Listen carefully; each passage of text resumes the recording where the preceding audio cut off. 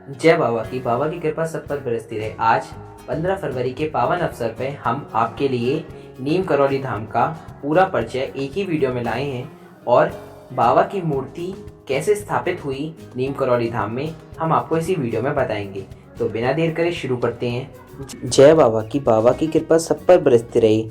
आज 15 फरवरी के पावन अवसर पर जिस दिन नीम करौली बाबा नीम करौली धाम में मूर्ति के रूप में विराजे थे, तो बिना देर करे इस वीडियो को शुरू करते हैं।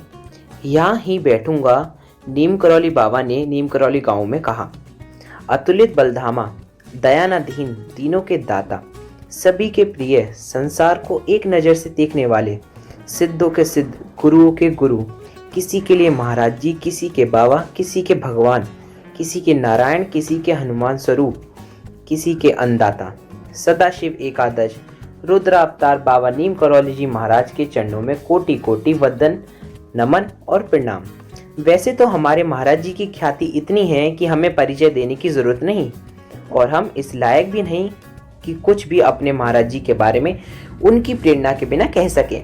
यह उनकी ही प्रेरणा है जो आज मैं सब आपको बता रहा हूँ। समुद्र में बूंद मात्र महाराज जी के वैसे तो 108 देश में आश्रम है, परंतु सबसे विख्यात आश्रम उनमें से कैंची आश्रम नैनीताल उत्तराखंड में जो है, नीम करौली आश्रम फर्रुखाबाद उत्तर प्रदेश में है, वृंदावन आश्रम वृंदावन में है और जन्म स्थल आश्रम अकबरपुर फिरोजाबाद उत्तर प्रदेश में है। इससे अलग एक आश्रम हमारे भारत से बाहर यूएसए में ताउस आश्रम है, वो भी बहुत प्रख्यात है। पर हम बात करना चाहते हैं सबसे महत्वपूर्ण आश्रम नीम करौली धाम की, जो नीम करौली ग्राम जनपद फर्रुखाबाद उत्तर प्रदेश में स्थित है। कुछ कहने से पहले बाबा जी के इस गांव के बारे में आपको दृष्टि डालते हैं। बाबा जी का जन्म अकबरपुर गांव में हुआ। लगभग 1900 ईस्वी में 11 वर्ष में विवाह हुआ। 13 वर्ष की आयु में गृह त्याग और 7 वर्ष तक गुजरात में मोरबी जिले के बवानिया गांव में एक वैष्णव आश्रम में साधना की। भारत में भ्रमण 2 या 3 वर्ष तक। अंतराल में गंगा स्नान हेतु टूंडला फर्रुखाबाद जाने वाली गाड़ी पर ट्रेन लीला का दृश्य। महाराज जी के साथ होने वाली घटना ने महाराज जी को यहीं रोक दिया। कहा जाता है बाबा जी एकदम युवा स्वरूप कमंडल चिमटे के साथ चेहरे पर अलौकिक तेज लिए रेलगाड़ी के प्रथम श्रेणी के डिब्बे में बैठे थे। इसे बाबा जी की ही लीला कहेंगे। जिन्हें जन्मजात सिद्धियां प्राप्त हों उसे गाड़ी की भला क्या आवश्यकता, लेकिन अपनी अलौकिकताओं विशेषताओं दुनिया से छिपाने के लिए मर्यादित अवतार कितने हुए हैं, चाहे भगवान वो श्री राम हो या हनुमान जी।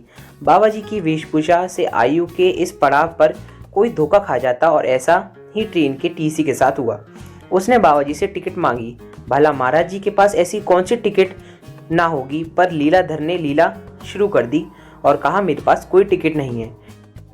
टीसी ने चैन खींची और बाबा को ट्रेन से उतार दिया। महाराज जी ने बिना कुछ कहे उतर गए और इंग्लो इंडियन गाड़ी को ड्राइवर से बढ़ाने को कहा, पर गाड़ी आगे बढ़ी ही नहीं। उधर महाराज जी एक पेड़ की छांव में चिमटा जमीन पर गाड़ कर बैठ गए। ड्राइवर ने सारी ताकत लगाई, गाड़ी हिली भी नहीं। जहां गाड़ी रुकी हुई थी वहीं स्थान के पास नीम करौली गांव समीप था। गांव वाले तमाशा देखने आ गए, भीड़ लग गई। सारी मशक्कत के बाद जब गाड़ी ने ना चली तब ग्रामवासियों ने उस टीसी से महाराज जी को मनाकर बिठाने को कहा। उस टीसी ने बाबा को मनाया और बहुत ही आदर से गाड़ी में बिठाया। इसी दौरान ग्रामवासियों ने बाबा जी से अपने गांव में रुकने की प्रार्थना कर ली, जिसे बाबा जी ने सहर्ष स्वीकार कर लिया। गाड़ी चल पड़ी, जो पहले हिली भी नहीं थी। वापस आने पर बाबा जी ग्राम में ही एक पूर्व निर्मित मंदिर में रहने लगे और कालांतर में वसुंधरा कुटुंब मानने वाले मेरे महाराज जी ने इस गांव के सबसे एकांत अत्यंत निष्कर्ष स्थान को अपना रहने का स्थान चुना, जहां लोगों ने मिलकर एक कुटिया और एक गुफा निर्माण कर दिया और सर्वकालीन बाबा नीम करौली जी महाराज लक्ष्मण दास जी के रूप में रहने लगे, जिसे वर्तमान आश्रम के रूप में हम सभी जानते हैं। यहाँ पास में ही बिना गुम्मद बिना मंदिर मात्र दीवार पर बने ही महाराज जी ने हनुमान जी का विग्रह बनाया। हनुमान जी के हाथ व्रज और ध्वजा विराजे, कांधे मुंह जनेऊ साजे की मुद्रा में ही इसी के पास एक शिवलिंग यज्ञ कुंड का निर्माण हुआ। बाबा जी यहीं चौपाल लगाने लगी। नीम करौली गांव में आने के बाद महाराज जी को सभी श्री लक्ष्मण दास जी के नाम से जानते थे और यहीं से प्रारंभ हुई महाराज जी की अलौकिक लीलाएं। इस नाम से महाराज जी की ख्याति दिन पर दिन बढ़ती चली गई। इस मंदिर में पूर्ण रूपेण यथाविष्ट प्रतिष्ठापान बाबा जी महाराज ने 1 माह तक जनहित में भवन और भंडारे की आयोजन कराया, जिसमें सैकड़ों मन हवन सामग्री बहुत दूर से लोग लेकर आए। नित्य हजारों नर नारियां ने हलवा पूड़ी आलू सब्जी का प्रसाद बनाया। इसी अवसर पर महाराज जी ने अपनी जटाओं का विसर्जन कर दिया। लगभग 1917-18 से यह कर्म लगभग 1935 ईस्वी तक निरंतर चला। महाराज जी ने यह गांव तीर्थ बना दिया और इसके अधिशास्त्र मूर्ति रूप में हनुमान जी के और शरीर रूप में महाराज जी की मंशा पूर्ति हेतु सर्वमान्य हो गई। अपनी अवस्था में महाराज जी गांव वालों के साथ गिल्ली डंडा, लुका छुपी, शर्त लगाना, कबड्डी आदि सारे खेल खेलते थे। जब महाराज जी के साथ कोई मथुरा, वृंदावन या गंगा जी पर चलने को कहता तो महाराज जी कहते, तुम चलो, हम वहीं मिलेंगे।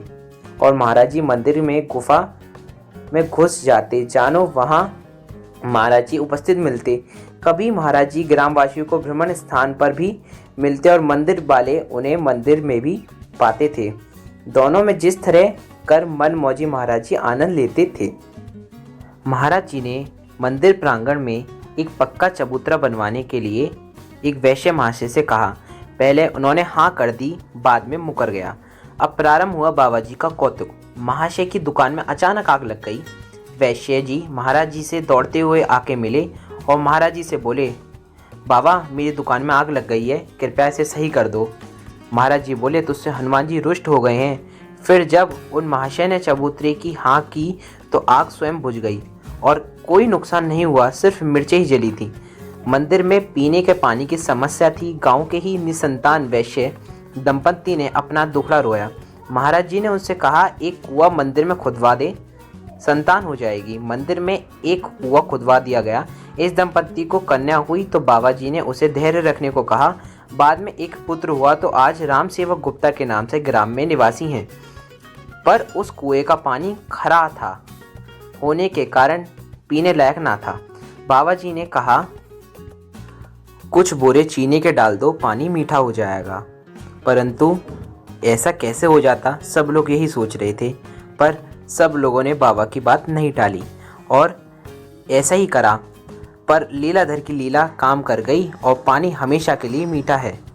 इस मंदिर में महाराज जी ने मेले का आयोजन वैशाख शुक्ल पक्ष की वार्षिक कराने लगे।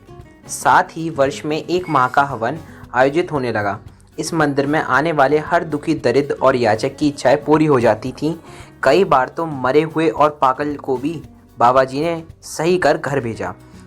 मंदिर में महाराज जी के लिए एक गोपाल बहेलिया, जो एक हरिजन था, महाराज जी के लिए भोजन और दूध की व्यवस्था करता था।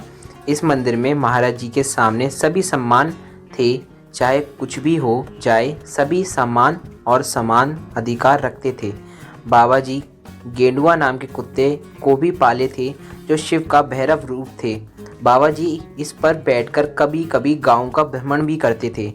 महाराज जी से समकालीन नीम करौली ग्राम का ब्राह्मण वर्ग बहुत नाराज रहता था। महाराज जी की सभी के लिए सम्मान दृष्टि इन सभी को क्रोध का कारण थी। एक बार एक धनी व्यक्ति ब्राह्मण को दान देने के लिए स्वर्ण आभूषण लाया। महाराज जी ने वापस करा दिया। फिर क्या, सभी महाराज जी के विरोध में हो गए। आने वाले भक्तों को झूठ बोलकर महाराज जी के खिलाफ भड़काने लगे। एक बार धनी व्यक्ति भंडारे हेतु दान के लिए देसी घी लाया और सभी ने उसे महाराज जी के खिलाफ भड़का दिया और घी वापस करवा दिया। महाराज जी उस दिन गंगा जी स्नान करके गए थे। जब वापस आए तो उन्होंने पूरी घटना पता करी।